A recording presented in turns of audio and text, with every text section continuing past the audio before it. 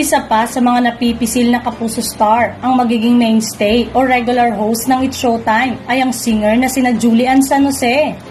2 linggo pagkatapos ng star-studded GMA debut, nagkaroon ng pagkakataon ng Asia's Limitless Star na magpakitang gila sa kapamilya at kapuso audience. Sumali pa siya sa mga gregarious host sa Rampanalo segment pagkatapos. Sanya Lopez, she really set the stage on fire sa kanyang dance number na talaga namang kinagiliwan ng mga madlang people. Ipinahayag ni Sanya kung gaano siya kasaya sa kanyang pagbabalik at kasabay nito. Pinahanga ang mga host kung paano niya perpektong kinanta ang It's Showtime anthem. Hoping din ng aktres na hindi yon ang huli niya sa Showtime.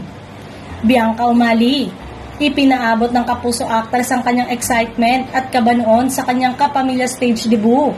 Dahil pinuri ng mga host, lalo na ni Vice Ganda, ang kanyang nakakatuwang kagandahan at husay sa pagsayaw maging ang husay nito sa pagiging host. Michael V, isa sa naging makasaysayang sandali sa TV ng surprise ni Michael V sa show para makasama ang matalik niyang kaibigan na si Ogie Alcacid sa kanyang special birthday number. Masayang-masaya naman ang mga host, maging si Vice Ganda na matagal nang hiling na makasama ang idolo na si Michael V. At si Alden Richard, kamakailan lang. Unang beses na lumabas si Alden sa programa kasama ang megastar na si Sharon Cuneta sa pagpupromote ng kanilang upcoming film na Family of Two. Ayon sa kanya, it's an honor to be here. And kaya rin po talaga ako nandito ngayon is to really show na tama na yung network wars or the misunderstanding kasi isa lang naman talaga ang gusto natin gawin. Ang mapasaya yung mga tao, yung mga manonood sa atin.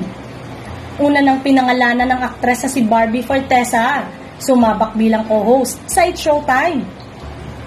Tuwang-tuwa nga ang madlang people nang mapanood nila sa unang pagkakataon na mag-host si Barbie sa nasabing programa.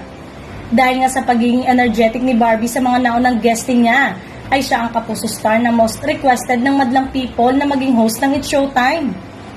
Inamin din ng aktres na mas napapadalas pa siyang mapapanood sa Showtime at inaasahan na isa sa mga araw ay ipakikilala na siya bilang regular host.